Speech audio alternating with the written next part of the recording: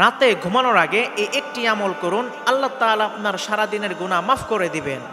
সম্মানিত প্রিয় ভাই ও বোনেরা, দিন শেষে মানুষ যখন বিছানায় যায় তখন অনেক অজানা আফসোস এসে ভিড় করে। আজ না জানি কত ভুল হয়ে গেছে, আজ কত কথা বলে ফেলেছি যেগুলো বলা উচিত ছিল না, আজ কত কাজ করেছি যেগুলো করা উচিত ছিল না। মানুষ তো ভুলের ঊর্ধ্বে নয়, মানুষ ভুল করবে আবার রবের কাছে মাফ চাইবে। যে ভুল করার সাথে সাথে রবের কাছে গিয়ে মাফ চায় সেই রবের প্রিয় বান্দা হয়ে যায়। আল্লাহর হাবিব সাল্লাল্লাহু আলাইহি ওয়াসাল্লাম হাদিসের মধ্যে বলেন, কুল্লু বানি আদামা খাত্তাউন ওয়া খায়রুল খাত্তাইনা তাওয়াবুন। প্রত্যেক আদম সন্তানই হলো গুনাহগার, আর গুনাহগারদের মধ্যে তারাই উত্তম যারা তওবা করে নেয়। আমাদের রব হলেন ক্ষমাশীল, পরম দয়ালু।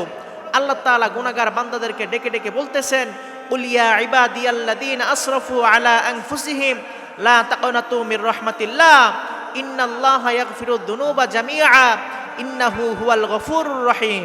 আল্লাহ তাআলা গুনাহগার বান্দাদেরকে ডেকে ডেকে বলতেছেন, ও আমার বান্দারা, তোমরা যারা নিজেদের উপর অবিচার করে ফেলেছো, জুলুম করে ফেলেছো, তোমরা আমার রহমত থেকে নিরাশ হয়ে যেও না। আমি তো পরম দয়ালু, ক্ষমাশীল। আমরা গুনাহ করতে ভালোবাসি আর আল্লাহ তাআলা মাফ করতে ভালোবাসেন। সুবহানাল্লাহ পড়বেন না?